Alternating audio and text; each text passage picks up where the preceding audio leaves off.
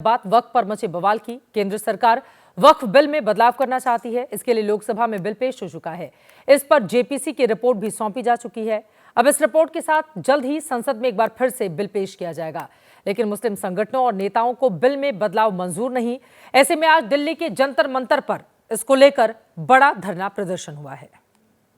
संविधान में दिए गए अपने अधिकार के रक्षा के लिए आए। बहुत हो गया, कुर्बानी देने के लिए हमें तैयार होना चाहिए।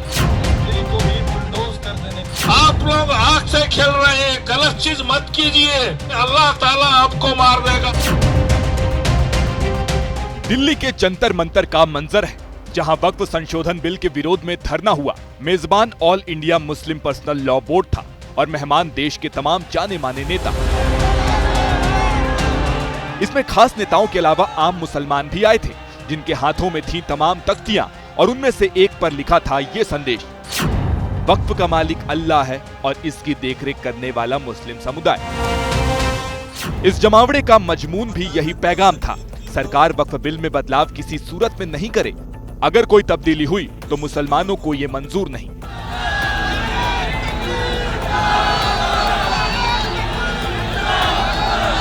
वक्फ तरमीमी बिल वापस लो, वापस लो। All India Muslim personal law board के सरबराह यानी अध्यक्ष ने आरोप लगाया कि सरकार की मंशा संशोधन बिल के जरिए वक्फ की संपत्ति को हड़पना है। अभी जो गवर्नमेंट जो कुछ लाई है संशोधन, उसका मकसद सिर्फ वक्फ पर कब्जा करना है, वक्फ को हड़पना है, जिसे नाकाम करने के लिए मुस्लिम पर्सनल लॉ बोर्ड हर मुमकिन कोशिश करेगा। जमीयत उलमाए हिंद वाले मौलाना महमूद मदनी साहब ने भरी सभा में इसके लिए मुसलमानों से कुर्बानी की अपील तक कर दी। हर लड़ाई के लिए कुर्बानी की जरूरत होती है। आप लड़ाई लड़ेंगे और आराम से बैठे रहेंगे, काम नहीं होगा। बहुत हो गया, तो कुर्बानी देने के लिए हमें तैयार होना चाहिए।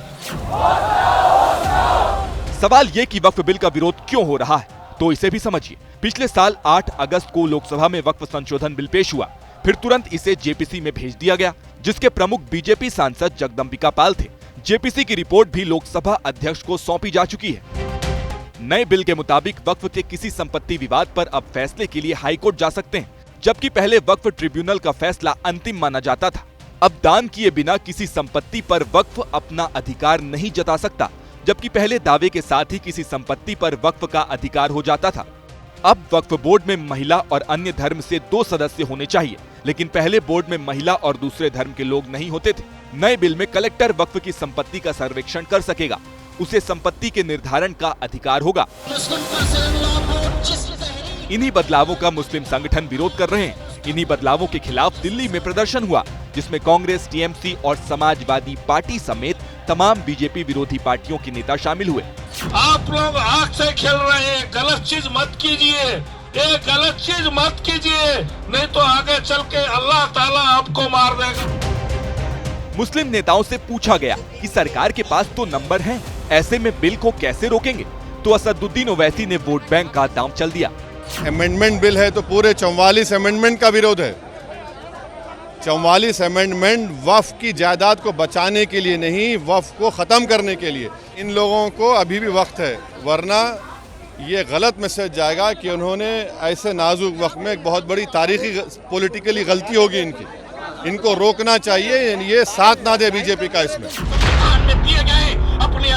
कुल मिलाकर वक्फ को लेकर 2 तरह की बातें होती हैं। इसके विरोधी कहते हैं वक्फ बोर्ड देश का सबसे बड़ा जमीन माफिया बन चुका है, ऐसे में इस पर कानूनी अंकुश लगना ही चाहिए, जबकि समर्थक कहते हैं वक्फ मजहबी मसला है, सरकार को इसमें दखल नहीं देना चाहिए। समाज में नफरत का माहौल पैदा करेंगे।